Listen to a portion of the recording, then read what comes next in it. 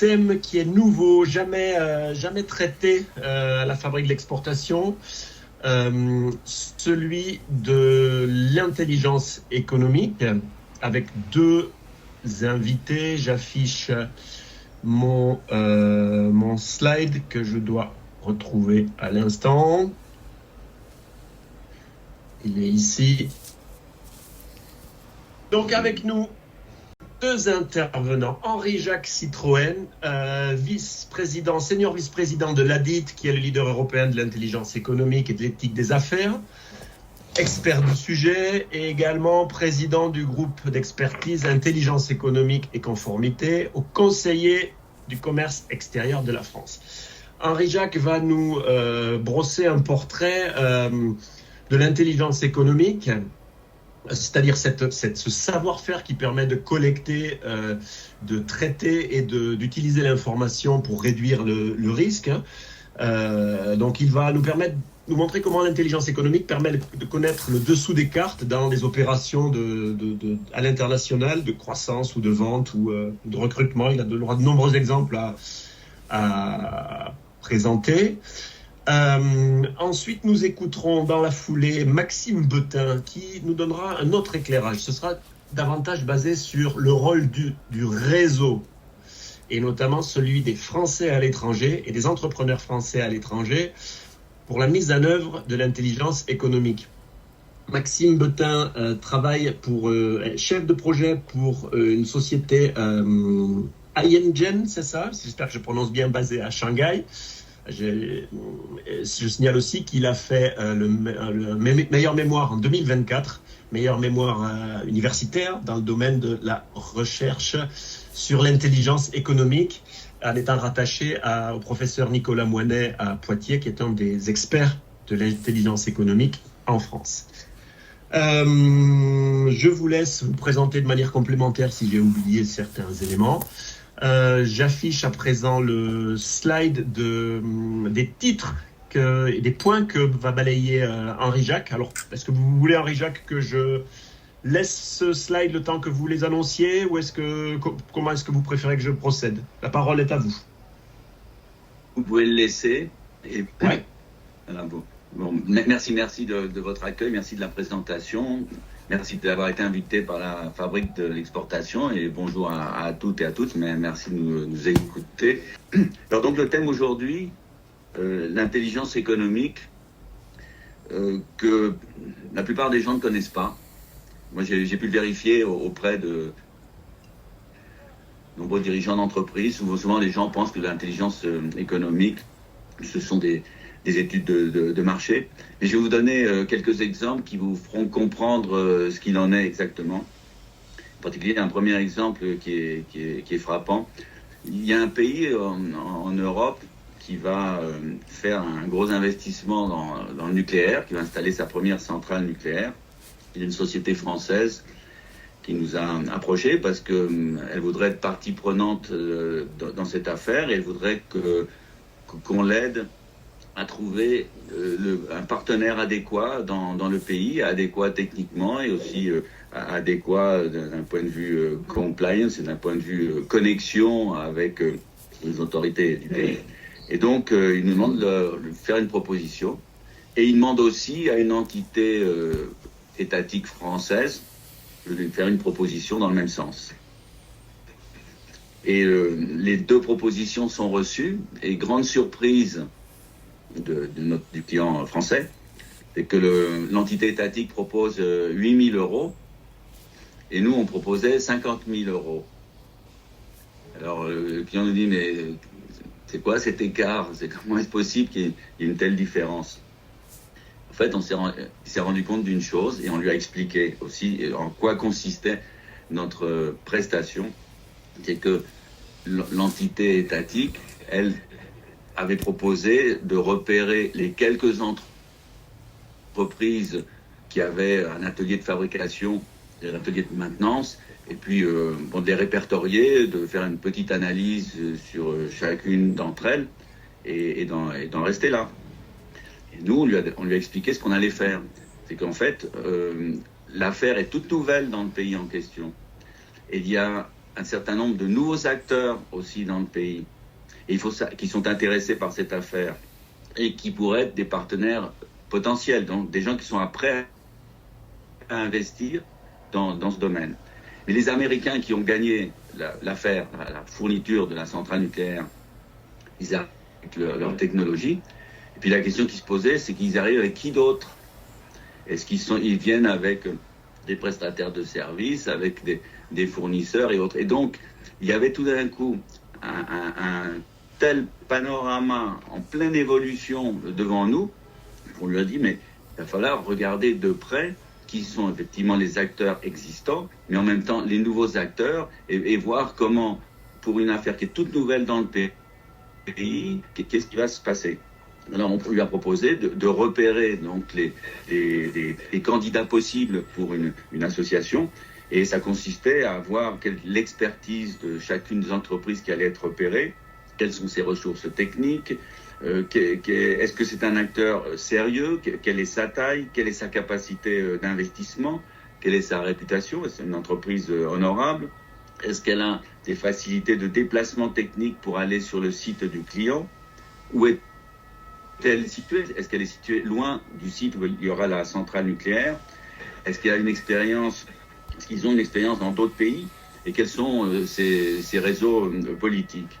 C'était la première liste qu'on allait établir, et ensuite, avec le client, on allait établir une deuxième liste, une short list, où on allait rentrer un peu plus dans le détail pour voir exactement quel était le passé de l'entreprise dans les affaires. Est-ce qu'elle a déjà travaillé avec des entreprises étrangères? Comment elle se comporte dans les affaires? Est-ce qu'elle a été l'objet de litiges? Et donc, la mission qui allait nous être confiée allait bien au-delà d'une simple étude des entreprises existantes. Donc vous voyez, l'intelligence économique va consister à obtenir des renseignements privilégiés, et comme ça a été dit tout à l'heure, pour essayer de comprendre quel est le dessous des cartes, mais pour arriver à obtenir toutes ces informations, il faut disposer, c'est le cas de l'entreprise Adit, dont je suis senior vice-président, mais enfin on a des concurrents qui font ça aussi. Cela dit, on est les premiers en Europe. Pour ce faire, il faut disposer sur place de correspondants qui ne sont pas sur le payroll de l'Adit et qui ne savent jamais pour qui ils travaillent. Donc, et on va les mettre en piste pour qu'ils aillent chercher les informations dont on a besoin, qu'ensuite on va vérifier, qu'on va classer, qu'on va analyser, et ça permettra de faire le rapport. Autre exemple, une entreprise française nous demande de tout lui dire sur son concurrent dans un grand pays d'Asie. On accepte la mission, et au bout de 5 mois, on a pu lui dire, voilà, le concurrent en question, qui est un concurrent du pays asiatique, non, c'était pas un étranger, du pays asiatique, on lui a tout dit sur sa technologie actuelle, vers quelle technologie il avait, comment il était organisé, quels étaient les marchés auxquels il s'adressait, quels étaient les marchés qu'ils allaient attaquer. Et comme vous connaissez tout ça, vous pouvez organiser la parade comme il faut et vous organiser en connaissance de cause. Autre exemple aussi, une entreprise française, et vous voyez que ça se passait en Algérie, vous voyez qu'en Algérie, il y avait des appels d'offres qui la concernaient, mais préférait ne pas participer à ces appels d'offres parce que l'entreprise avait observé que les spécifications semblaient être allemandes. Donc ils se sont dit, si les spécifications sont allemandes, on n'a pas de chance. Et donc un jour, le client algérien lui dit, mais pourquoi vous ne participez pas à ces appels d'offres? Normalement, vous devriez être là. Et un petit peu déconcerté, l'entreprise française nous appelle et nous dit, est-ce que vous pouvez vérifier ce qui se passe exactement dans cet appel d'offres? Et donc on a accepté la mission, et on s'était rendu compte que les spécifications allemandes étaient là par inertie. C'est-à-dire que le client, quand il établissait le cahier des charges, il ne réfléchissait pas à ce qu'il y avait dedans.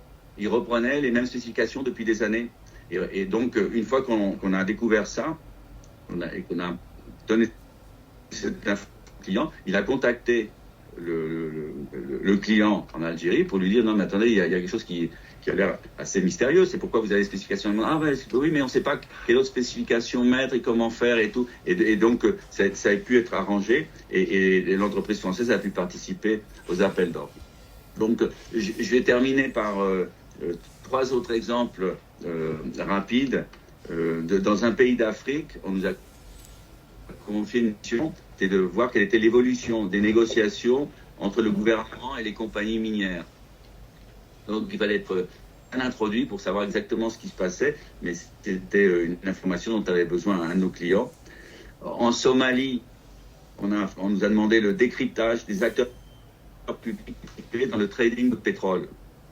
Donc c'est des pays qui sont pas simples à analyser parce que bon, vous voyez comment ils sont organisés, quels sont les problèmes qui les affectent. Puis un dernier exemple, au Mozambique, on nous avait demandé l'analyse des processus de décision et des réseaux d'influence dans le secteur pétrole et gaz. Bon, pour résumer, toutes ces opérations, toutes ces actions d'intelligence économique donc consistent à obtenir des renseignements privilégiés. Vous voulez tout savoir sur votre concurrent dans un pays donné. L'intelligence économique, l'intelligence stratégique et la méthode qui permet d'obtenir des renseignements qui sont privilégiés, qui vont vous permettre d'agir en connaissance de cause. Donc, je disais, si vous voulez savoir ce que fait votre concurrent quelque part, on aura l'information. Un appel d'offres est lancé dans un pays donné, vous voulez savoir dans quelles conditions va être fait l'appel d'offres, est-ce que c'est truqué ou pas. Bon, si c'est pas truqué, qui est qui fait quoi, qui influe sur qui s'appuient vos concurrents. Donc, c'est toutes les informations que l'on est capable d'obtenir grâce à notre grand réseau de correspondants qu'on a un petit peu partout dans le monde. Et une fois que vous avez tous ces éléments pour pouvoir agir, il y a une question qui se pose, c'est qui sont les parties prenantes que l'on a face à soi, avec qui on va travailler d'une manière ou d'une autre. Et c'est là que les entreprises doivent être conscientes qu'on ne peut pas travailler avec n'importe qui sans faire un minimum de vérification et être sûr que les personnes qu'on a en face soient honorables et soient des parties prenantes avec qui on peut travailler avec une certaine tranquillité. Donc là, il y a un certain nombre de prestataires de services qui proposent ce qu'on appelle les due diligence, donc les vérifications de personnes physiques et de personnes morales. Vous avez plusieurs types de due diligence. Il y a celle qu'on appelle open source ou test research, donc à partir de moteurs de recherche sophistiqués dont on dispose, on essaye d'avoir toutes les informations qui existent sur la personne physique ou la personne morale qui a été désignée. Et parfois, c'est pas suffisant parce que vous avez des personnes qui sont sur tous les radars, aucune information ou très très peu sur elles. Par exemple, il y a quelque temps, une entreprise française voulait travailler avec une société de transport en Bulgarie. On ne trouvait rien, donc on a dit à l'entreprise, on ne trouve rien. Et c'est là qu'on a proposé le deuxième type de due diligence, c'est due diligence renforcée, avec l'intervention des correspondants que l'on a sur place. Donc on les a mis en piste, les correspondants en question, et on a tout trouvé sur l'entreprise en question, qui étaient les actionnaires, les dirigeants, comment ils se comportaient dans les affaires, avec qui ils étaient connectés, et donc on a pu émettre le rapport dont l'entreprise la française, notre client, avait besoin. Donc on a ce deuxième type de due diligence qui fait intervenir les correspondants et qui permet d'avoir toutes les informations sur la personne physique ou personne morale. On saura tout sur qui est la personne, quel est son passé, comment il s'est comporté dans les affaires, avec qui il est connecté, dans quelles entreprises il a des participations, est-ce qu'il a fait l'objet de litiges ou pas. Je vais vous donner aussi un exemple qui m'avait frappé personnellement. Il y a 4-5 ans, une entreprise nous approche et nous dit au Liban, il y a un personnage qui a l'air très bien introduit, qui nous propose une affaire qui a l'air très intéressante, mais on voudrait en savoir plus sur la personne.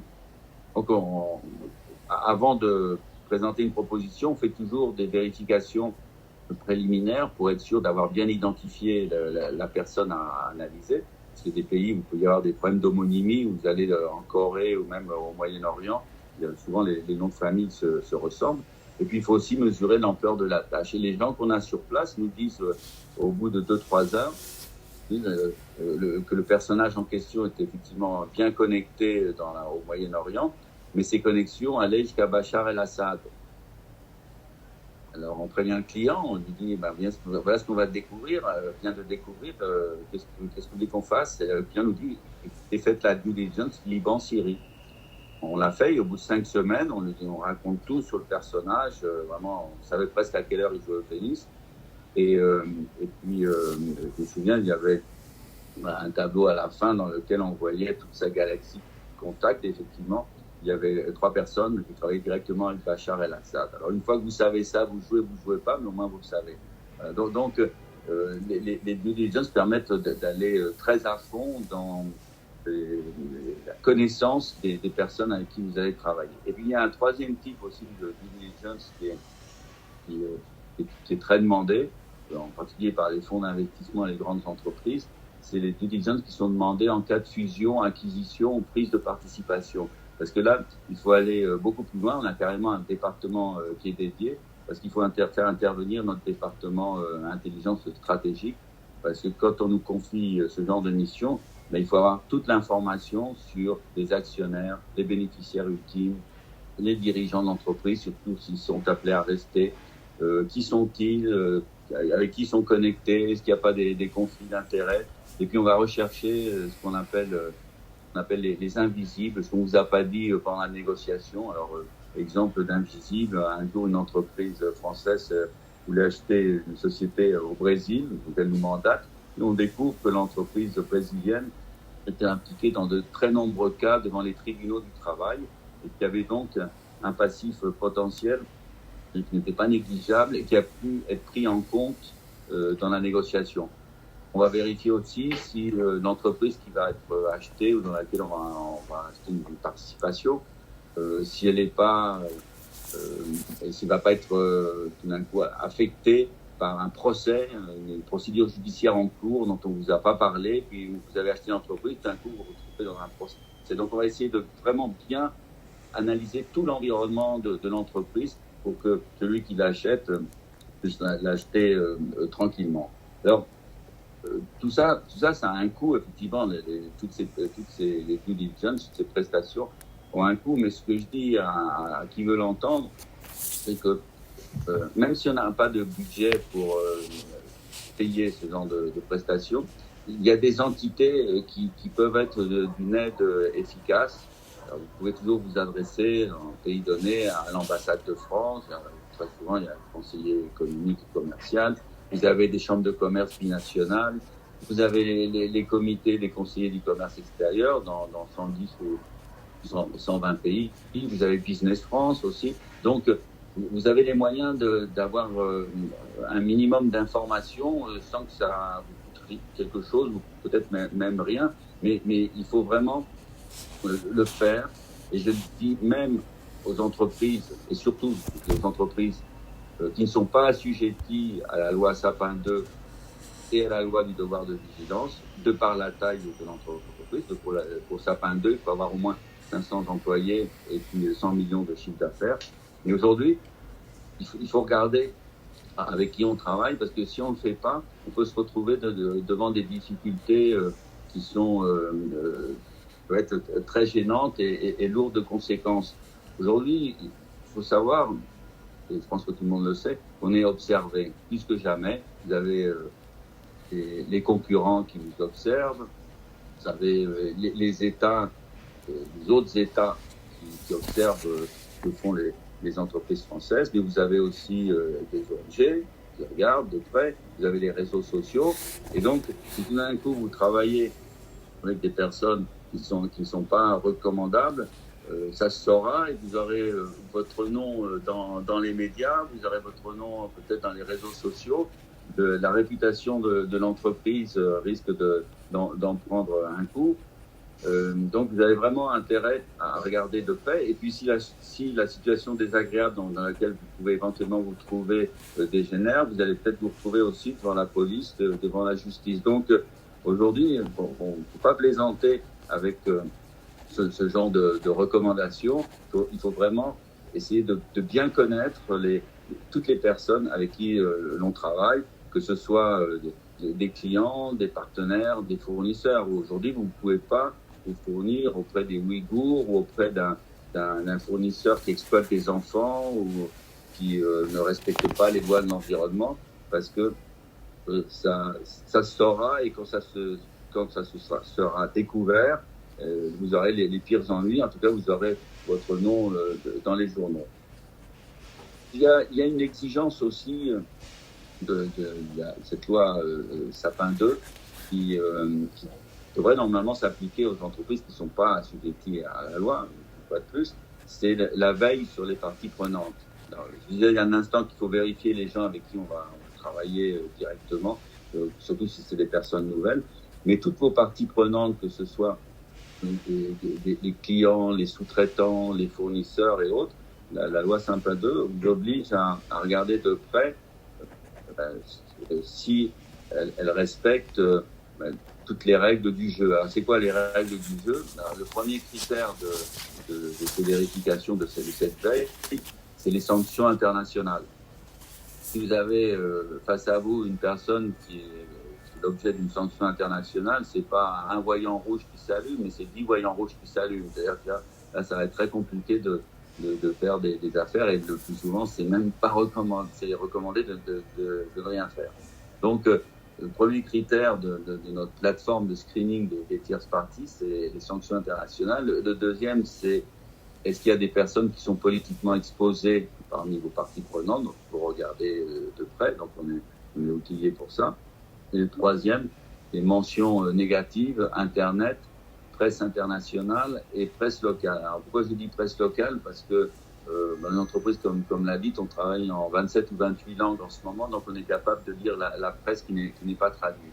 Donc ça permet de découvrir des situations désagréables dans lesquelles pourrait être impliquée telle ou telle partie prenante dans un pays donné. Et là, depuis quelque temps, on a rajouté tout ce qui a trait au devoir de vigilance. Alors, il y a beaucoup de gens qui connaissent pas cette loi. C'est une loi qui a été promulguée il y a 3-4 ans et qui oblige les entreprises d'une certaine taille.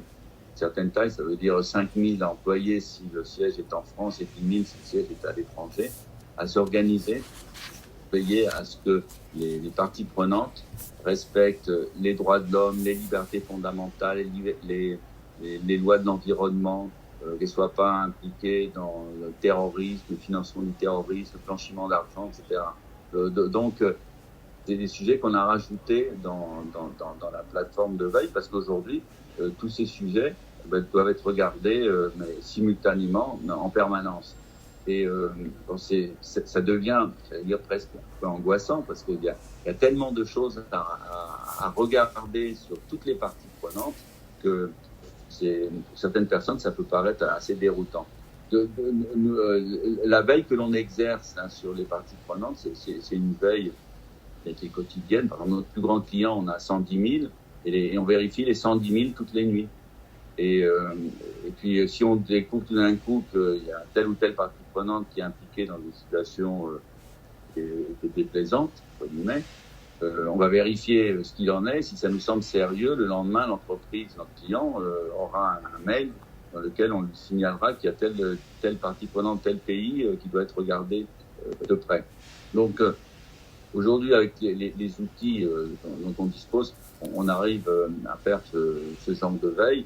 Alors, il y a beaucoup d'entreprises qui disent que c'est peut-être pas la peine de veiller sur absolument tout le monde. C'est sûr que vous avez en temps des fournisseurs à qui vous achetez 3 000 euros par an, ou cela, vous pouvez les mettre de côté. Et il y en a un certain nombre qui ont l'air d'être un peu sensibles, qui sont dans des pays où l'état de droit n'est pas plus solide que ça. Donc là, vous avez intérêt à faire une veille sur toutes ces parties prenantes qui ont l'air a priori un petit peu inquiétantes. Donc pour aborder l'avant-dernier sujet, celui de l'export contrôle. Je disais il y a un instant que les sanctions internationales, c'est un sujet que l'on doit regarder quand on va travailler quelque part. Donc regardez si la personne que vous avez en face de vous, votre client ou autre, s'il est sanctionné ou pas. À la direction du Trésor, il y a un bureau des sanctions internationales qui peut être consulté à tout moment pour obtenir du conseil sur telle ou telle situation dans un pays donné. Vous voulez par exemple exporter un produit qui est autorisé vers l'Iran à un client qui lui n'est pas sanctionné. Vous pouvez bien vérifier auprès de la bureau des sanctions de la direction du Trésor s'il n'y a pas d'inconvénient, quelles sont les précautions qui sont à prendre. Le problème principal qu'une entreprise aura si elle veut exporter un produit qui est autorisé vers un client qui est non sanctionné dans un pays qui non est sanctionné, c'est avec votre banque et avec votre compagnie d'assurance, parce que ce que l'on voit le plus souvent, donc ce qu'on appelle de l'over-compliance, c'est celui qui est responsable de votre compte quand il voit le mot Syrie, Iran, Venezuela, il entre en dépression nerveuse. Donc, en général, on va vous empêcher de faire l'opération. Il y a beaucoup d'opérations qui ne se font pas à cause de ces postures d'over-compliance. Alors, pour terminer, je voulais dire 2 mots sur la loi de blocage. C'est quelque chose qui est important de savoir, que la plupart des gens ne connaissent pas. La loi de blocage existe depuis 1968 et elle empêche les entreprises de donner des informations sensibles à des gouvernements étrangers. Et elle a été, disons, actualisée, modernisée en 2022 par un décret et un arrêt d'application qui oblige les entreprises, si tout d'un coup elles font l'objet de demandes d'informations, parce que c'est ce qu'on a observé ces dernières années, vous avez des gouvernements étrangers, en particulier le gouvernement des États-Unis, de temps en temps, dans des procédures dites administratives ou parfois judiciaires, demandent des informations qui sont très sensibles à des entreprises. Et donc il faut empêcher que ces informations soient données. Et souvent les entreprises, quand elles voient ces gouvernements des États-Unis qui leur demandent l'information, elles prennent peur et elles donnent l'information en question. Donc depuis la modification de la loi de blocage à travers le décret et l'arrêté dont je viens de vous parler, si vous travaillez pour une entreprise qui est dite stratégique, alors il y a une liste d'entreprises stratégiques mais qui est confidentielle, qui est une liste qui est gérée par la direction des entreprises du ministère de l'économie et des finances. Si jamais vous donnez une information demandée par un État étranger, vous êtes passible de prison et d'amende. Et si vous travaillez dans une entreprise qui n'est pas stratégique, il y a un gouvernement qui vient aussi vous demander de l'information, vous pouvez dire au gouvernement en question qu'il s'adresse au CICE, le service d'information stratégique et de sécurité économique qui est à Bercy, et lequel CICE vous protège. Et c'est lui qui décidera quelles sont les informations que vous avez le droit de donner ou pas donner, ou dira ne donnez rien. Et d'ailleurs, il y a quelque chose d'intéressant qui s'est produit hier, un procès aux États-Unis dans lequel était impliquée une société française, laquelle société française n'avait pas remis dans la procédure les informations qui étaient demandées par la justice américaine, et le juge n'en a pas tenu gré sous prétexte que en France, il y a une loi qui protège l'entreprise et qui lui interdit de donner les informations en question. Donc c'est intéressant de voir que le juge américain reconnaît les faits de la loi de blocage. Mais donc, il faut que les gens sachent que si tout d'un coup vous recevez une demande d'information, il faut immédiatement s'adresser au CICE. Donc ça, vous trouvez facilement les coordonnées. Donc ça, c'est le CICE, c'est SI2SE. Et si vous ne le faites pas, vous êtes passible de prison et d'amende. Voilà, donc ce que je voulais dire aujourd'hui, c'est que vous avez les entreprises disposent à travers des prestataires ou parfois elles-mêmes peuvent s'organiser de telle manière que l'intelligence économique devient un outil pour obtenir des informations privilégiées qui vont vous permettre d'agir en connaissance de cause. Mais dans cette action, il y a une question de compliance, une question d'éthique des affaires qui se pose parce que il ne suffit pas simplement de mettre en place tout ce qui est nécessaire pour que les affaires se déroulent, mais aussi il faut vérifier avec qui, comment, et donc vraiment donner de l'importance à toutes les règles de compliance, de conformité, pour utiliser le mot français, que l'on soit soumis ou pas, assujetti ou pas à la loi Sapin 2 et à la loi du devoir de vigilance. Alors pour terminer, je ne sais pas si ça va apparaître à l'écran. Il y a un tableau très intéressant qui a été élaboré par le SIMFI, qui est le syndicat français de l'intelligence économique, qui vous montre quels sont tous les acteurs, les principaux acteurs en France dans l'intelligence économique. Alors c'est classé en plusieurs catégories. Donc vous avez d'abord les cabinets d'intelligence économique, les consultants. Donc, vous voyez quels sont les plus grands et combien il y en a en France. Ensuite, vous avez tout ce qui est administration. Donc, l'administration et aussi d'intelligence économique, parce qu'évidemment, vous avez la DGSE, vous avez le CICE dont je viens de parler, la Direction générale de l'armement, les chambres de commerce, le Business France. Et puis, vous avez des associations comme le CERT-K2, le MEDEF, qui a un comité d'intelligence économique, les conseillers des commerces extérieurs de la France. Vous avez des écoles, des instituts qui traitent le sujet, par exemple l'école de guerre économique qui a été fondée, dirigée par Christian Arboulot, qui produisent des études qui sont extrêmement intéressantes sur tout ce qui se passe, les agressions, comment s'y prennent les Chinois, les Russes et autres pour faire des affaires dans notre pays de manière qui n'est pas toujours régulière. Et puis ensuite, vous avez aussi quels sont les médias qui regardent un petit peu la question. Donc voilà, vous avez un petit résumé des acteurs de l'intelligence économique en France.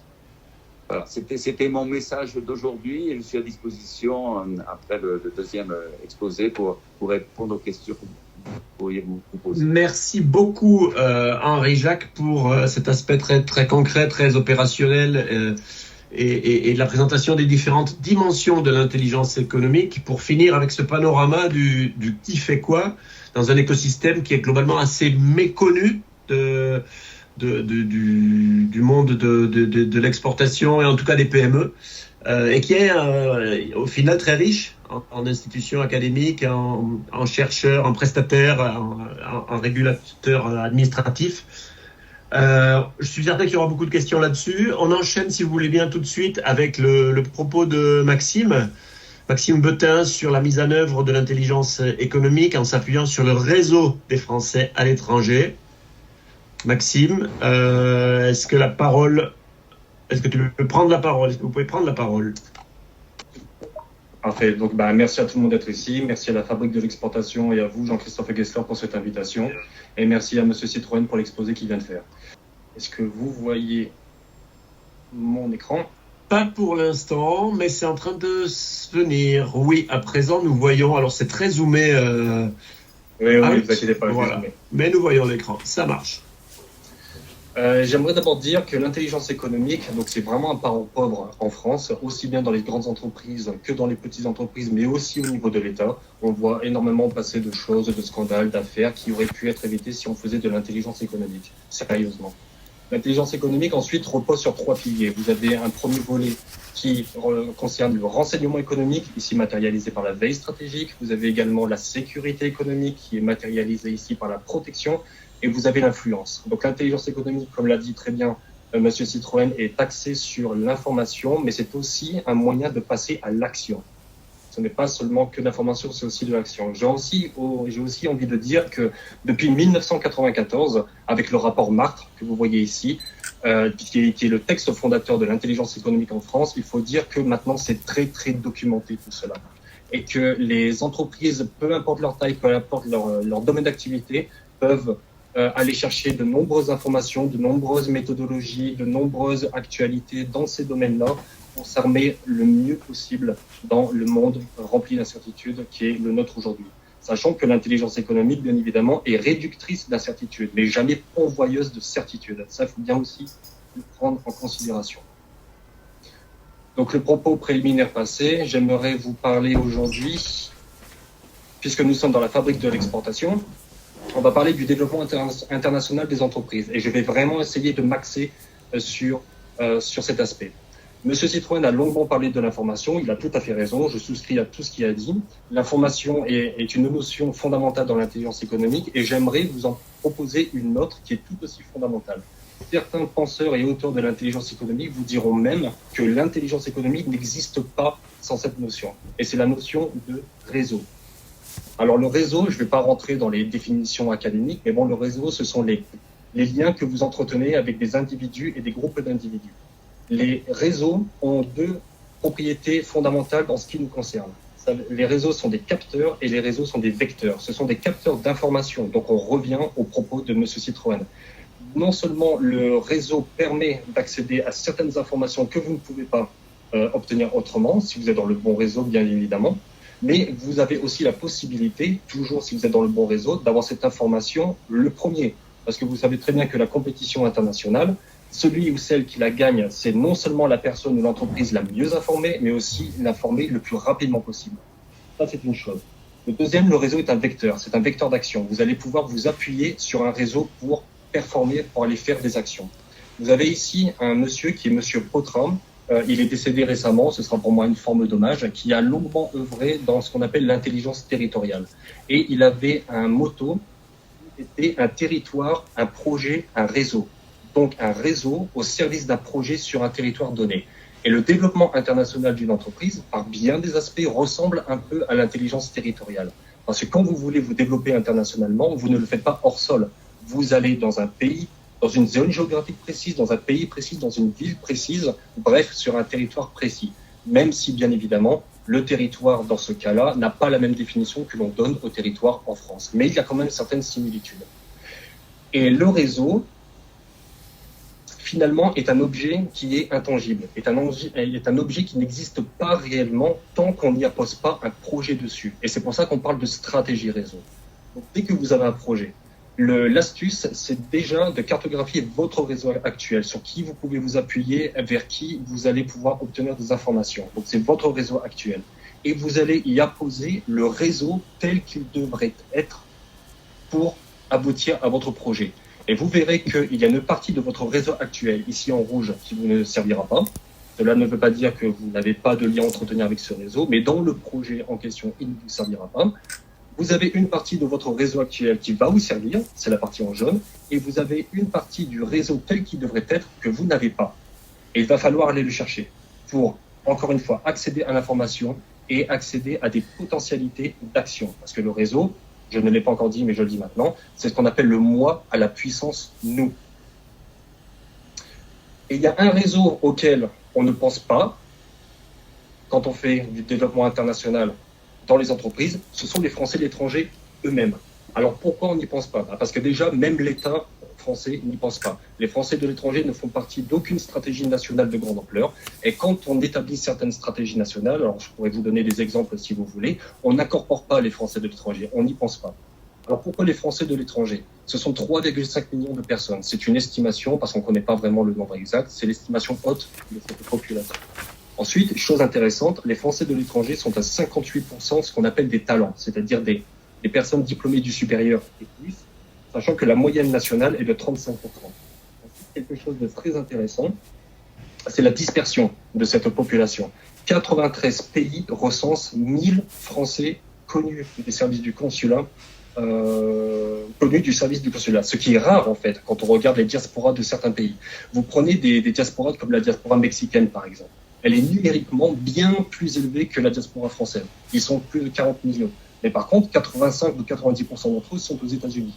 Donc en fait, une telle dispersion est assez rare. En 2015, il y a même un journaliste qui a dit, malheureusement sans trop donner de source, donc prenez ça avec des pincettes, que la diaspora française est la plus dispersée au monde. Qu'est-ce que cela veut dire? Les Français et la France est partout absolument est présente sur tous les continents, sur tous les pays, sur toutes les zones géographiques. Et c'est donc une force sur laquelle vous pouvez vous appuyer. Ensuite, chose intéressante, c'est que les Français de l'étranger ont tendance maintenant à s'installer. Il y a eu un grand changement de paradigme dans l'expatriation française, que je pourrais vous expliquer dans les questions si vous le souhaitez, qui fait que maintenant, les Français de l'étranger, par exemple en 2019, ils étaient à 81% à vivre à l'étranger depuis au moins 6 ans, 48% depuis presque 20 ans et 7% n'avaient jamais vécu en France. Donc ce sont des gens qui connaissent leur environnement parce qu'ils y sont ancrés. Et là, on revient au développement international des entreprises. Vous avez des personnes qui sont actifs, c'est une population très active, plus active que la moyenne nationale, qui travaillent majoritairement dans des entreprises étrangères, à hauteur de 80% pour les actives, qui sont là depuis très longtemps et qui sauront connaître la culture et l'environnement local, qui pourront vous transmettre parce que vous partagez le même bagage culturel. Donc cela font d'eux des experts de premier plan pour vous donner des informations économiques de premier plan, justement. Alors, les informations économiques, je ne vous parle pas d'espionnage, je vous parle simplement de l'observation de l'environnement dans lequel vous voulez vous viser dans votre projet de développement international. Et ce sont aussi des gens qui pourront vous donner des connexions avec les réseaux locaux, qu'ils soient français ou locaux.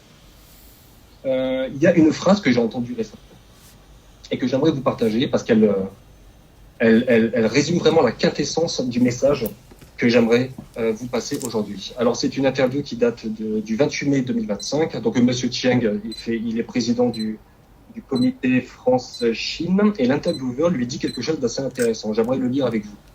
On dit que lorsqu'un Français, un Américain ou un Européen fait du renseignement économique, il agit un peu comme un homme seul sur une plage, muni d'un seau, essayant de récolter un peu de sable. Donc la plage, vous avez compris, c'est l'environnement pertinent dans lequel vous voulez évoluer. Le sable, c'est l'information utile qui vous servira à prendre les bonnes décisions. Cet homme ou cette personne est facile à repérer, elle est isolée et au final, dans le meilleur des cas, elle vous ramène un seau de sable. L'approche chinoise est différente. Les Chinois envoient des gens partout. C'est la diaspora chinoise, si vous voulez, ou alors carrément des envoyés. Mais ils y vont sans seau, c'est-à-dire qu'ils ne sont pas missionnés pour aller chercher du renseignement. Par contre, dans leur parcours, il arrive que certains d'entre eux évoluent sur la plage qui vous intéresse, donc dans l'environnement qui vous intéresse. Et on va aller les identifier, on va aller les rechercher, on va leur poser des questions et on va les secouer métaphoriquement pour voir la quantité de sable, c'est-à-dire d'informations utiles qu'ils ont récoltées. Et bien souvent, ils ont sur eux, parfois même sans le savoir, l'équivalent de 25 seaux de sable. J'aime beaucoup cette métaphore, je voulais vous la partager. Elle résume vraiment ce qui serait possible de faire avec les Français de l'étranger, sachant que les réseaux qui sont établis à l'étranger, vous avez, ça a été mentionné par M. Citroën, vous avez les ambassades, vous avez les consulats, vous avez d'autres entités telles que Business France, la CCI, etc. Alors, ils ont le mérite d'exister, mais en fonction de votre taille, en fonction de votre secteur, en fonction de votre projet, les offres qu'ils ont à vous proposer ne sont peut-être pas adaptées. Donc, il faut trouver un autre moyen de se créer un réseau. Le réseau, encore une fois, pour aller chercher de l'information, mais pour aussi aller, faire un relais pour accéder à d'autres réseaux, pour aller créer un réseau de clients, créer un réseau de fournisseurs ou de soutien opérationnel. Alors maintenant, la technique, on se demande comment on fait pour accéder à ces gens-là, aux Français de l'étranger qui sont connus de personne. Il y a un nombre incroyable de Français de l'étranger qui ne sont connus d'aucune institution française. Je vous ai dit 3,5 millions de Français de l'étranger, c'est l'estimation haute. Les registres consulaires, eux, enregistrent entre 1,7 et 1,8 millions de Français de l'étranger, avec une marge d'erreur qu'on peut largement estimer à 10 ou 20%. Donc on ne sait pas vraiment qui ils sont. Tout ce qu'on sait, c'est que ce sont des gens qui travaillent dans des domaines économiques importants, pas uniquement évidemment, mais un grand nombre d'entre eux, et qui serait très pertinent d'aller essayer de valoriser cette richesse à l'étranger. Alors comment on fait pour les aborder? Voilà une possibilité. Ceci, c'est un exemplaire du MOSI qui date de 2018 et qui référence, c'est un guide non officiel, bien évidemment, des réseaux d'affaires francophones.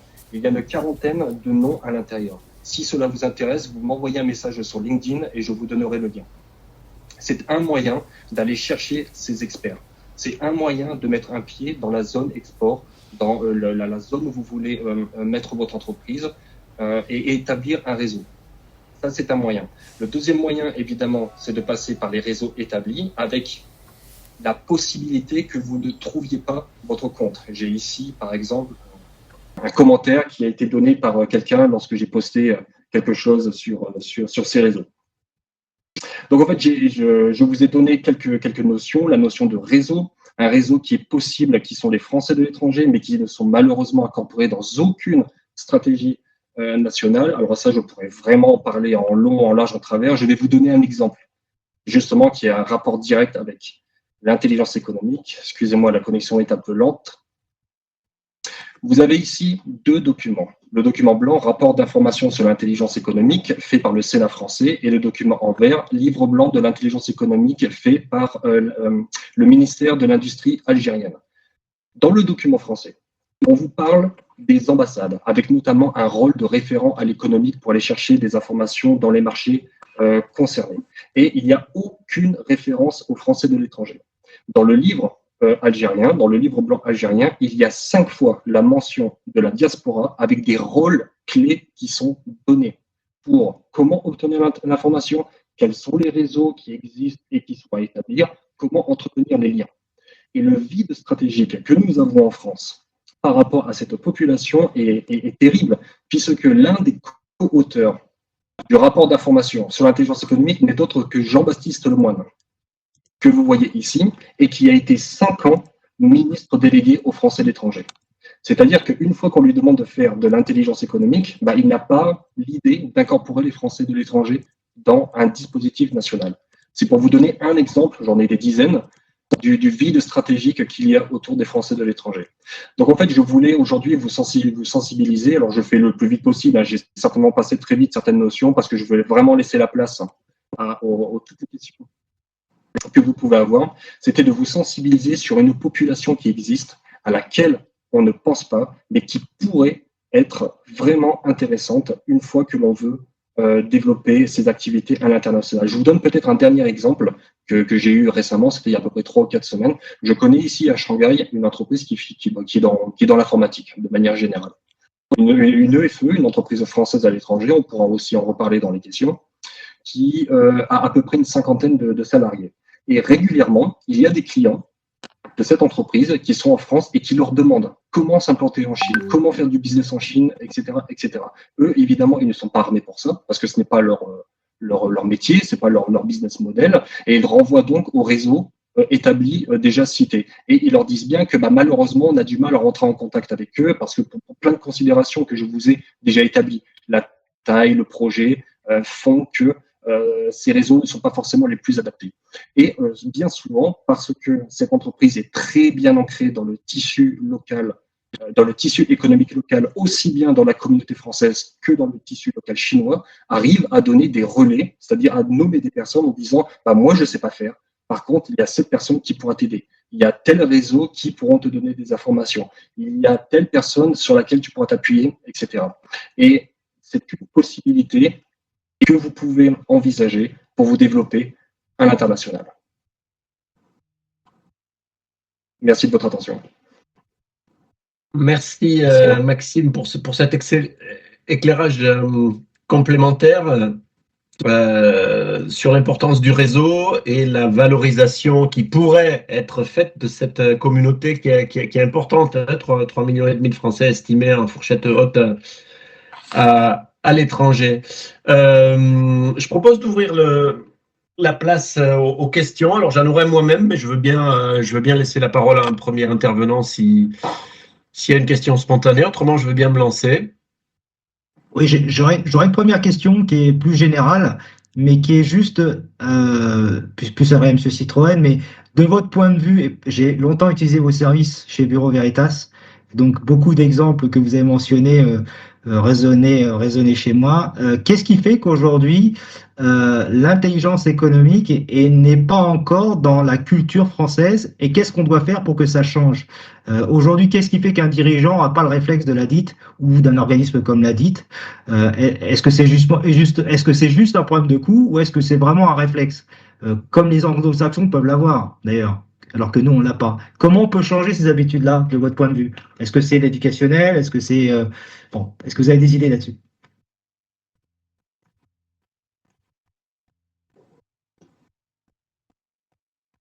Votre micro est coupé, cette fois. Oui. Voilà. Henri, Jacques, votre micro n'est pas ouvert.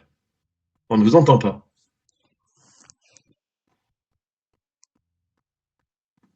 Pardon. Ah, là, on... Merci pour la, pardon. Merci pour la question. Il y a une chose qui est une évidence pour moi, qui rencontre beaucoup d'entreprises ici et là, c'est que, comme je le disais au début, il y a beaucoup de gens qui ne savent pas ce qu'est l'intelligence économique. Donc, pour que ça change, il faut qu'on prenne nos bâtons de pèlerin, ce que j'essaye de faire, et je suis content, par exemple, aujourd'hui d'en parler devant tellement d'auditeurs. C'est que il faut expliquer et puis il faut montrer quelle est l'utilité, l'importance de l'intelligence économique, d'autant plus qu'on est, comme on le dit maintenant de manière fréquente et courante, on est en pleine guerre économique où il n'y a pas de pitié. Donc on a intérêt à savoir ce que font les autres, à bien connaître le dessous des cartes pour pouvoir se défendre et pour pouvoir agir. Donc ça, c'est la première chose. La deuxième, c'est ce que vous mentionnez dans votre question, c'est que quand on indique quel est le coût d'une prestation d'intelligence économique pour une mission un peu compliquée comme celle que je mentionnais tout au début, là, dans le pays qui va faire des investissements dans le nucléaire, quand vous arrivez avec une proposition de 50 000 euros, l'entreprise elle est surprise. Et souvent, les gens disent, moi, je n'ai pas prévu ce genre de budget pour une telle prestation.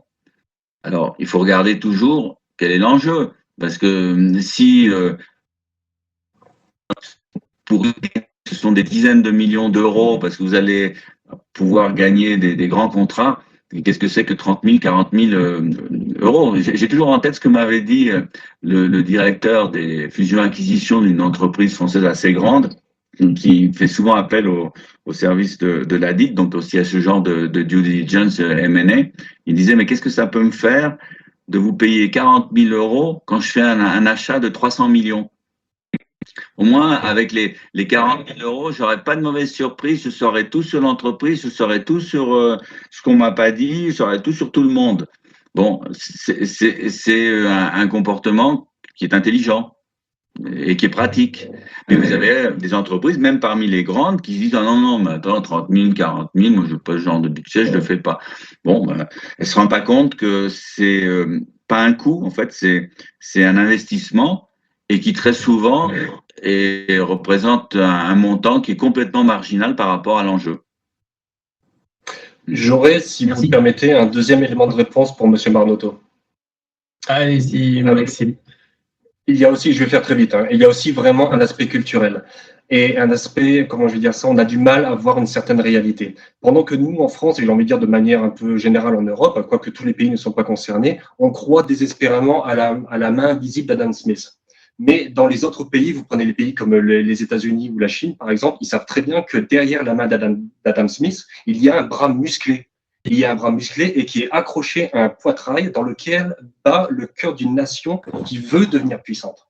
Il y a tout un problème avec la notion de puissance en France. Il y a un problème avec le rêve du doux commerce qui amène la paix. Et tout ça sont des choses qui n'existent pas, ou qui n'existent peut-être plus. J'ai envie de dire, ça n'a jamais existé, mais bon, ça dépend des points de vue. Je repartage juste une toute petite seconde, c'est pour donner une information à M. Marnotto, mon écran. Je ne sais pas si vous le voyez. À présent, on le voit. Ok, très bien. Donc, Monsieur Citroën a mentionné la guerre économique. Oui, c'est une réalité. Il y a encore des anciens premiers ministres français, par exemple, qui n'y croient pas, selon leurs propres termes. Mais c'est une réalité. Vous avez ici 3 vidéos, regardez-les et vous allez tout comprendre sur ce que c'est la guerre économique. Parce qu'en fait, la guerre économique, évidemment, on parle au niveau d'un État, mais ça a des répercussions sur les entreprises, bien évidemment. Et sur la gauche, vous avez un screenshot. C'était lors de la commission d'enquête du Sénat c'est sur la réindustrialisation. Et il y avait un volet sur l'intelligence économique. Et vous avez ici 4 grands noms de l'intelligence économique et qui vous expliqueront cela.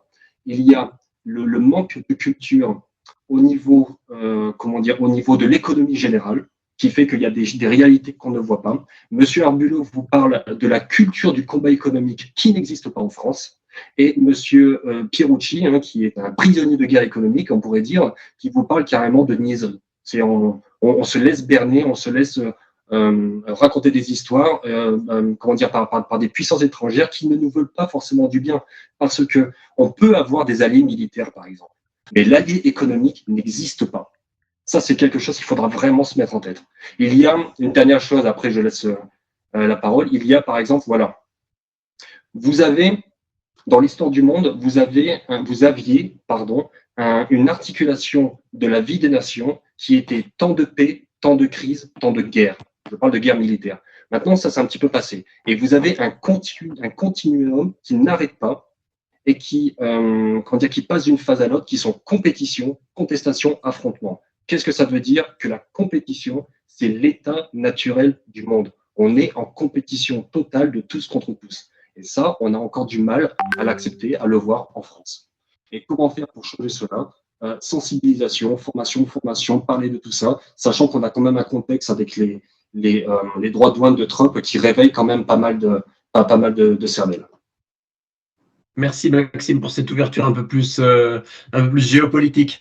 On a eu une question de Philippe Valéry. Est-ce que vous voulez la poser, s'il vous plaît? On vous écoute. Sinon, Lionel Aracil, un de vous deux. Oui. Philippe, Lionel. Lionel, allez-y. Non, mais Philippe avait la parole. Philippe, c'est parti. Ouais, Philippe. Merci. Mais on vous entend pas, votre micro est coupé, Philippe. Ah. Là, à présent, ça vous entend pas. Allez-y, Philippe. On vous entend pas. Je prends la parole vite fait Lionel, en attendant. Donc, c'était juste sur la question à Monsieur Citroën sur l'intelligence avec l'ennemi des entreprises stratégiques qui seraient susceptibles effectivement d'être atteintes. Cette liste des entreprises stratégiques est la seule qui soit concernée en fait par une éventuelle pénalisation de transmission d'informations auprès d'un État ou de sociétés étatiques dans lesquelles l'État serait partie prenante, mais des entreprises qui ne feraient pas partie de cette liste, en fait, ne sont pas susceptibles d'être concernées par ce risque-là. Je vais vous lire l'article 1 bis de la loi de blocage. Sous réserve des traités ou accords internationaux, des lois et règlements en vigueur, il est interdit à toute personne de demander, de rechercher, de communiquer par écrit, oralement ou sous toute autre forme des documents ou renseignements d'ordre économique, commercial, industriel, financier ou technique tendant à la constitution de preuves en vue de procédures judiciaires ou administratives étrangères dans le cadre de celles-ci. Et alors, l'article 2, le 3 mentionne sous préjudice des peines plus lourdes prévues par la loi, toute infraction aux dispositions des articles 1 et 1 bis, que je viens de vous lire, de la présente loi sera punie d'un emprisonnement de 6 mois, d'une amende de 18 000 € ou de l'une de ces deux peines seulement. Donc, si vous donnez de l'information qui est considérée comme stratégique pour la France, en dehors des entreprises qui sont stratégiques, qui font partie de la liste confidentielle, si vous donnez des informations qui ne devraient pas être données pour des raisons de souveraineté, de protection des intérêts de la France, vous aurez des ennuis. Alors, moi, donc c'est pour ça que, oui. dès que vous êtes contacté par une puissance étrangère pour l'obtention d'informations, il faut tout de suite se mettre en contact avec le CICE. Tout à fait. Mais Et lorsqu'il là, ne vous avez s'agit la pas montée en puissance d'information, d'État. mais pas d'information, mais de contribution. Pardon, S'il ne s'agit pas d'information, mais juste de contribution avec un pays qui serait considéré comme sensible par le ministère et sur la liste, en fait, entre guillemets, noire. non, c'est n'importe quel pays. Les États-Unis, parce que c'est surtout eux qui ont fait ça ces dernières années. Les États-Unis vous contactent et commencent à vous demander plein d'informations sur ce que vous faites, comment vous faites ici et là, etc. Ben, vous n'avez pas à répondre. Vous demandez aussi, si je réponds, je réponds pas, et si je réponds quoi? Non, Et moi, là, il faut. oui, tout à fait. Non, je ne parle pas de réponse à des questions.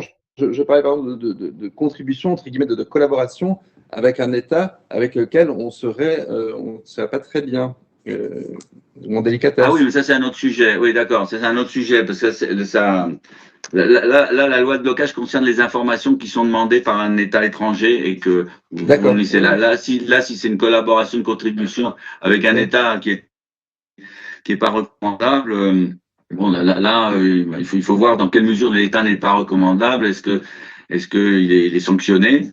Quoique c'est jamais les États qui sont sanctionnés, c'est les entreprises, les entités et puis les personnes qui sont sanctionnées. Mais enfin, quand il y a beaucoup de personnes physiques ou morales qui sont sanctionnées dans un pays donné, on dit que le pays est sanctionné. Mais voilà, donc là, effectivement, si vous collaborez avec un pays qui n'est pas recommandable, vous pouvez avoir des ennuis. Bien sûr. Je ne sais pas si j'ai répondu à votre question. Oui, non, mais la réponse était dans la question, bien sûr, mais je voulais juste avoir quelques détails sur le fait que vous interveniez ou pas dans ce domaine. Ok, merci Lionel. Est-ce que Philippe Valéry à présent peut se faire entendre? Sinon, on passera à François Georges qui a également une question. Jean-Christophe, Philippe Oui. a posté sa question sur le chat. En gros, c'est comment utiliser l'intelligence artificielle dans l'intelligence économique aujourd'hui. Voilà. Clairement. Comment utiliser l'IA pour l'IE? Voilà. On commence à le faire à la DIT parce que ça fait gagner du temps quand on est en train de rechercher des informations sur telle personne, telle entité, tel pays, telle situation et autres. Mais a priori, c'est pas suffisant quand on veut avoir des informations spéciales, privilégiées sur telle ou telle personne. Bon, peut-être qu'un jour, l'intelligence artificielle vous permettra de tout savoir sur quelqu'un, comment il s'est comporté dans les affaires, comment il se comporte avec les gens. On doit pouvoir savoir s'il a été mêlé à des affaires judiciaires ou autres. Mais vous voyez, nous, il y a beaucoup d'informations, malgré tous les systèmes dont on dispose. À la DIC, il y a beaucoup d'informations que l'on obtient grâce aux correspondants que l'on a dans pratiquement tous les pays du monde. Donc, les correspondants sont des gens du pays qui sont bien introduits, qui ont des profils très différents les uns des autres et qui, comme je disais tout à l'heure, c'est important, qui ne savent jamais pour qui ils travaillent. Parce que s'ils savent pour qui ils travaillent et s'ils vont avec la casquette de notre client et de la DIC, on lui donnera l'information qu'on a envie de donner à notre client et la DIC. Donc, on voit des gens qui vont chercher des informations, ça peut être des journalistes, des anciens fonctionnaires, des professeurs d'université, des gens qui ont été dans les affaires ici et là et tout. C'est là la force de la DIT, c'est d'avoir pu créer ce grand réseau. C'est pour ça que l'État français a gardé une action de préférence au sein de la DIT, parce qu'il ne veut qu'en aucun cas la DIT passe entre les mains d'étrangers. Un complément de réponse, si vous le permettez. Je ne crois pas trop à l'intelligence artificielle dans la collecte de l'information. Par contre, dans son traitement, oui. La collecte, ça restera quand même beaucoup d'humains, en tout cas pour les informations les plus sensibles, ça c'est clair et net. Donc le HUMINT, ça ne disparaîtra pas. Par contre, dans le traitement, oui, l'intelligence artificielle fait déjà ses preuves dans certains domaines, parce qu'on peut collecter énormément d'informations et finalement ne pas, comme on dit en anglais, connect the dots. On n'arrive pas à voir le schéma qu'il y a derrière. Et là, l'intelligence artificielle offre des possibilités, surtout si la somme d'informations collectées est immense.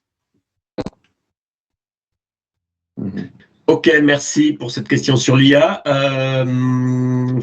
François Georges, question. Oui, vous m'entendez? Ouais, oui, parfaitement. Oui, alors je voudrais revenir sur la définition que Maxime Bottin a donnée de l'intelligence économique, à savoir qu'il y avait trois volets. Le volet veille qui a été bien développé par Henri-Jacques Citroën, mais aussi la question de la protection des données, de la protection de l'information et aussi beaucoup la question de l'influence. L'influence, à mon avis, c'est l'intelligence économique de manière offensive et pas uniquement défensive. Et est-ce que dans ce domaine-là, vous ne pensez pas que la France pourrait s'inspirer des méthodes et des pratiques des États-Unis dans ce domaine-là et dont la France a été souvent la victime au travers des affaires comme Alstom ou comme Technip, notamment en utilisant des outils de prise de participation ou de désinformation. Oui, tout à fait. J'aimerais d'abord dire quelque chose, c'est que la veille aussi peut être tout à fait offensive. Si on cherche des informations pour savoir comment faire mal à une entreprise.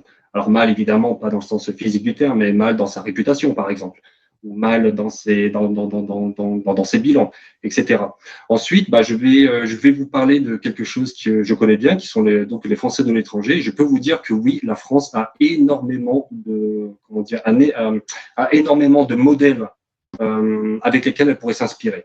Parce qu'il y a ce qu'on appelle la diplomatie d'influence qui, dans de nombreux pays, s'appuie sur leur diaspora pour pouvoir en faire. Et ça marche très bien. Pensez par exemple à la diaspora indienne. En 2024, il y avait 5 chefs de gouvernement dans le monde qui étaient issus de la diaspora indienne. Imaginez le pouvoir que ça peut avoir pour l'Inde. Et ça vient pas de nulle part. Il y a le ministère des Affaires étrangères indien qui incite sa diaspora à s'engager politiquement dans le pays d'accueil, que ce soit au niveau local comme au niveau national. Et ça fonctionne. Et ils arrivent à faire comme ça de l'influence. Ils arrivent même à évaluer le taux de pénétration de la politique locale par la diaspora avec le nombre de brevets et de compétences qu'ils arrivent à ramener du pays en question. Donc ça, c'est un élément de réponse. Ensuite, concernant la cybersécurité, par exemple, là, c'est un immense domaine, évidemment. Là aussi, il y a beaucoup de formations à faire. Pour revenir à la question de M. Marnoteau, il n'y a vraiment que la formation, que la sensibilisation qui pourront faire qu'on arrivera à se défendre à ce niveau-là. Et au niveau de la réputation, que ce soit là je parle de la protection, de la sécurité économique, que ce soit aussi bien du point de vue de l'entreprise, mais comme de l'État, il y a beaucoup de choses à faire encore. Et il y a beaucoup de modèles sur lesquels s'inspirer. Vous me permettez, j'ajoute en matière de réseau que Henri-Jacques Citroën en est un membre, que le réseau des conseillers du commerce extérieur est un réseau parfaitement unique qui n'a pas d'équivalent dans d'autres pays dans le monde.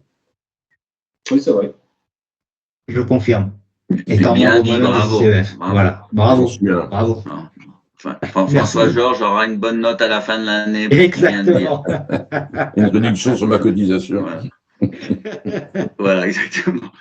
Ok, il y a une chose que je voulais rajouter une petite chose, une information là je rebondis sur ce qui vient d'être dit. Il y a quelque chose qui est super important, c'est la lutte contre la contrefaçon, parce que c'est aussi une action dont beaucoup d'entreprises sont victimes, parce que la contrefaçon, elle est vraiment généralisée. D'ailleurs, il y a un accord qui a été signé entre l'INPI et les CCE pour une collaboration justement pour sensibiliser les entreprises dans ce domaine pour qu'elles fassent bien les choses quand il faut déposer les brevets, non seulement en France mais ailleurs. Mais ce que je voulais dire, c'est que quand une entreprise est victime de contrefaçon, il faut qu'elle essaye de judiciariser l'affaire. C'est-à-dire que, il y a des entreprises qui le font comme l'a dit, quand on est consulté, on est très consulté en Chine mais aussi ailleurs, et qu'il y a une situation de contrefaçon, on va essayer de tout savoir sur qui sont les contrefacteurs. Qui sont les actionnaires de l'entreprise qui fait la contrefaçon, où se trouve l'entreprise, comment elle est organisée, quels sont ses réseaux de distribution et autres. Et une fois que vous avez toute cette information, vous pouvez intervenir auprès de la police et de la justice du pays où sont les contrefacteurs. Mais c'est important d'aller rechercher toute cette information parce que ça vous permet ensuite d'agir et puis d'obtenir gain de cause et des indemnisations. Il y a plein de cas où grâce à cette judiciarisation, on a mis en prison dans le pays en question les contrefacteurs. Ok. Merci, Jacques. J'aurais une question qui s'adresse peut-être un peu plus à Maxime. Cette diaspora, ces Français de l'étranger, comment on peut les inciter à participer, à jouer à le jeu? Est-ce qu'il faut justement les inciter? Est-ce qu'il faut faire vibrer la corde du patriotisme économique? Est-ce qu'on a un problème de confiance? J'ai vu quelques posts en diffusant ou quelques commentaires de posts en diffusant l'invitation qui était assez révélateur parce qu'il y a des gens qui disaient ben voilà, moi je suis parti, j'ai largué les amarres, la France j'y crois plus. Voilà, moi je travaille sur les réseaux en France, les réseaux d'exportateurs PME, et on a du mal à, même quand il y a un intérêt économique conscient, à faire circuler l'info, à établir la confiance. Comment vous voyez ça, cette mobilisation de la diaspora de manière plus proactive? Comment on peut, quel levier on peut actionner? Alors déjà, la diaspora, comment dire, il faut pas la voir comme un groupe homogène. C'est très hétérogène. Il y a beaucoup comment dire, de considérations à prendre pour voir un peu cette population. Et effectivement, comme vous l'avez dit, il y a des gens qui ont tiré un trait sur la France pour des raisons diverses et variées. Il y en a d'autres, et ça je le remarque beaucoup, qui essayent quelque part de garder un lien. Le problème que l'on a en France, c'est que justement, ce lien, on ne l'entretient pas. Je fais la comparaison avec d'autres diasporas, par exemple, dans lesquels, comment dire, dont les pays d'origine entretiennent vraiment ces liens. Mais surtout, et c'est surtout ça, je pense qu'il va falloir travailler, ils leur donnent des rôles. Ils leur donnent des rôles, ils leur donnent des missions et parfois même des objectifs. Et nous, en France, on n'a pas du tout ça. Les Français de l'étranger, on ne leur parle pas. Ils sont à 86% à dire qu'ils ne sont pas considérés dans les politiques nationales. Mais par contre, il y a encore des opportunités à faire, puisqu'il y a, je crois que c'est, si ma mémoire est bonne, c'est 89% qui se disent fiers d'être français et patriotes. Il y a 56% qui disent que leurs compétences acquises à l'étranger peuvent servir la France, mais le problème, c'est qu'on leur demande pas de le faire. Et qu'ils se retrouvent avec un millefeuille administratif. La France exporte beaucoup de choses, elle exporte aussi son millefeuille administratif, avec tous les réseaux qui peuvent exister, on en a mentionné beaucoup. Et vous êtes un Français de l'étranger, par exemple, qui souhaite, qui a une expertise particulière, qui a quelque chose à partager, se retrouve devant ce millefeuille et ne sait pas à qui s'adresser. Il y a ça aussi, il y a cet aspect-là à prendre en compte. Et évidemment, le diplomate, de manière générale, voit l'acteur diasporique privé comme une forme de concurrence. Et donc ne lui parle pas. Et donc forcément, il y a une forme de rejet qu'il faudrait amoindrir, sinon complètement retirer. Ok, tu parles de rôle. J'ai une question, Jean-Christophe. Oui, juste une précision. Quel type de rôle peuvent assigner d'autres pays sur, à ces membres de leur diaspora? Je reviens sur l'exemple que j'ai donné avec l'Algérie. Les Algériens qualifient leur diaspora de, j'ouvre les guillemets, veilleurs en ligne avancée. C'est-à-dire, ils ont la mission, on leur confie le rôle et la mission de veiller sur tout ce qui peut apporter une rupture technologique qui leur donnerait un avantage concurrentiel, surtout dans l'industrie. Et comme il existe des canaux de communication entre la diaspora et l'État, entre la diaspora et le ministère de l'Industrie, par exemple, ils ont accès à cela. Et si jamais il y a un expert algérien qui se trouve dans je ne sais quel pays, qui travaille dans une industrie, mais peu importe le secteur, et qui aurait quelque chose à présenter, à donner, parce qu'il a observé des technologies, il se renseigne, ça marche aussi pour les scientifiques, et ben ils ont les canaux à disposition pour aller faire circuler cette information, qui est remontée au pays d'origine, dans ce cas-là l'Algérie, et qui ensuite est redistribuée aux acteurs. J'ai un exemple historique à vous donner comme ça, c'est le Japon. Le Japon, au lendemain de la Seconde Guerre mondiale, était complètement ruiné, le pays s'est pris 2 bombes atomiques, il y avait la honte de tout ce qu'a fait la nation, etc. Bref, il y avait tout à refaire. Et ils se sont développés économiquement parce que c'était le dernier levier de puissance que les Américains leur avaient laissé. Et c'est un pays qui a besoin de puissance. Donc, ils se sont développés dans ce domaine-là. Et les étudiants, par exemple, les étudiants japonais qu'on envoyait à l'étranger pour récupérer l'état de la connaissance à l'époque, ont eu la mission d'aller observer les marchés, notamment aux États-Unis avec l'automobile. Ils avaient pour mission de faire des rapports d'étonnement sur ce que disent les Américains sur leurs propres véhicules. Ces rapports ont été retransmis dans des organes tels que le JETRO, le Japan External Trade Organization, et qui ensuite étaient transmis au Sogososha, qui était Mitsubishi, Toyota, etc. à l'époque. Et toutes ces informations-là étaient concentrées, étaient traitées, étaient analysées, et ensuite transmises aux acteurs concernés qui ont fait de l'industrie automobile japonaise une hégémonie dans les années 80-90. Ouais, c'est passionnant, passionnant. Henri-Jacques, vous vouliez dire quelque chose avant Oui, que... je vais dire quelque chose parce que j'ai vécu longtemps au Venezuela. Et d'ailleurs, je salue la présence dans le webinaire de Jean Anglade, qui a été très longtemps président de la Chambre de commerce franco-vénézuélienne. Et bon, ça me fait plaisir de savoir qu'il écoute. Donc, ce que j'ai observé au Venezuela, il y a eu un moment où il y avait 5000 Français, enfants compris. Et il y avait des Français qui étaient un peu partout, qui avaient leurs affaires, qu'on voyait pas. Mais il y en avait ceux qu'on voyait le plus, c'était ceux qui tournaient, entre guillemets, autour de l'ambassade, de la chambre de commerce franco-vénézuélienne et des conseillers du commerce extérieur. Et donc, ce que j'ai observé, c'est que il y a les Français isolés dans un coin, qui étaient la majorité, puis il y avait ceux donc qui se rencontraient périodiquement. Et avec les conseillers de commerce extérieur, on avait une réunion tous les mois et on faisait le point tous ensemble, surtout que c'était compliqué avec la révolution de Chavez, puis Maduro, etc.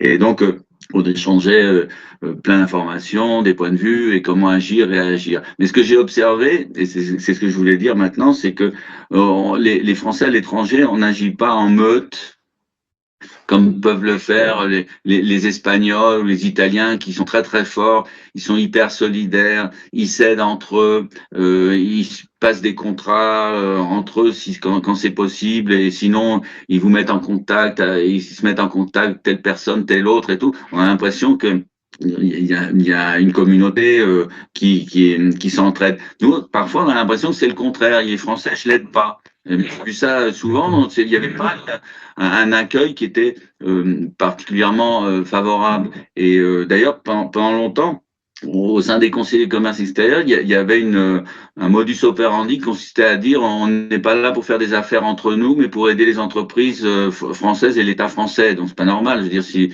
tout le monde doit aider tout le monde, si on veut que la France aille de l'avant, on doit tous être solidaires les uns des autres et s'entraider de la meilleure manière possible. Donc, c'est comme les Français qui sont à l'étranger, la grande majorité d'abord, ils ont leurs affaires dans leur coin et ils essayent de prospérer, et donc ça va être difficile de compter sur eux. Mais il y en a d'autres qui se voient, qui se regroupent, qui se connaissent, et il faudrait que du côté français qu'on soit un peu plus actifs ensemble.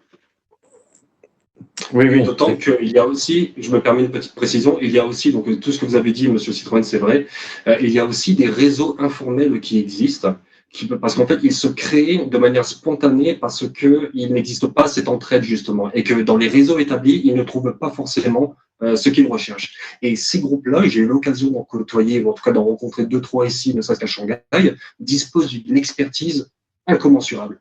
Et ils se rencontrent de manière régulière pour essayer justement de régler leurs problèmes.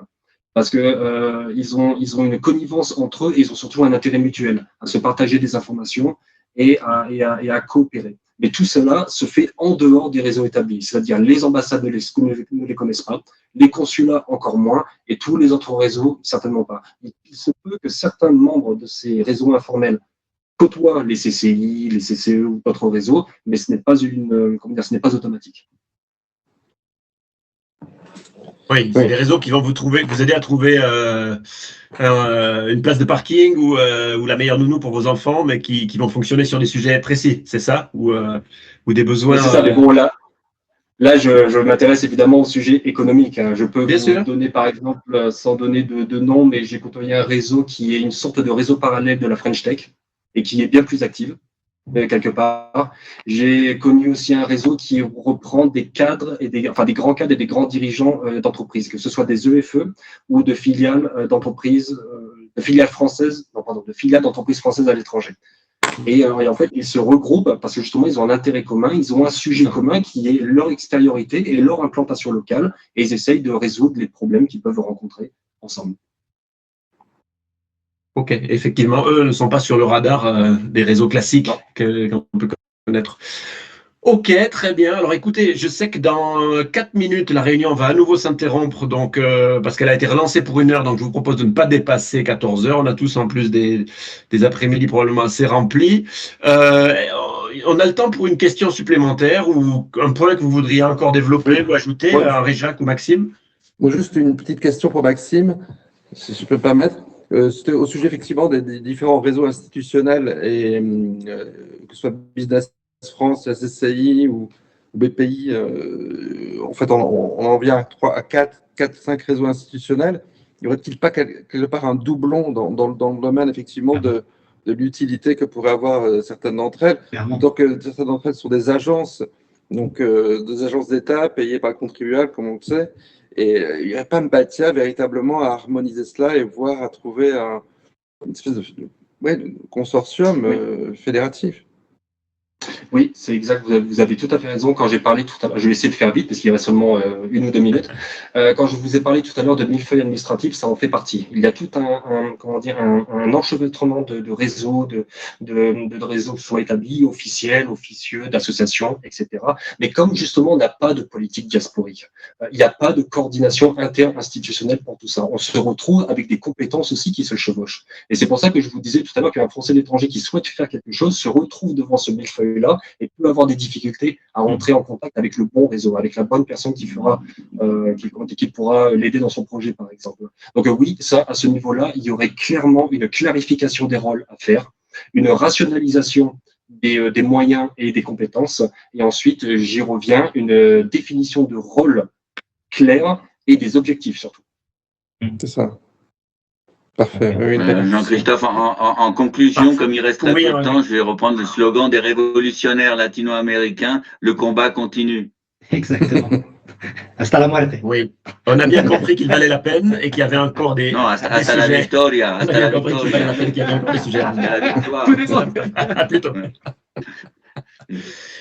Très bien, merci de nous avoir aidé à traiter donc pour la première fois ce sujet passionnant, très riche, à la fois opérationnel et macro, qui tend vers la géopolitique et la politique même des Français de l'étranger et de leur rôle surtout dans l'intelligence économique et de la valeur que peut créer l'intelligence économique dans un monde qui effectivement est de plus en plus incertain et dans lesquels l'Occident n'est pas forcément le bienvenu dans de nombreuses régions où il veut se développer ou tout simplement se maintenir. Donc, une carte à jouer pour développer ou garantir l'avantage concurrentiel des entreprises françaises. Grand merci Henri-Jacques Citroën. Grand merci Maxime Betain. Merci à tous les participants pour avoir pris sur votre temps sur cette pause déjeuner. À très bientôt pour un nouveau sujet dans un nouveau webinaire de la Fabrique de l'exportation. Bon après-midi à tous. Merci à vous. Merci à tout le monde. Au revoir. Au revoir. Merci beaucoup. Au revoir.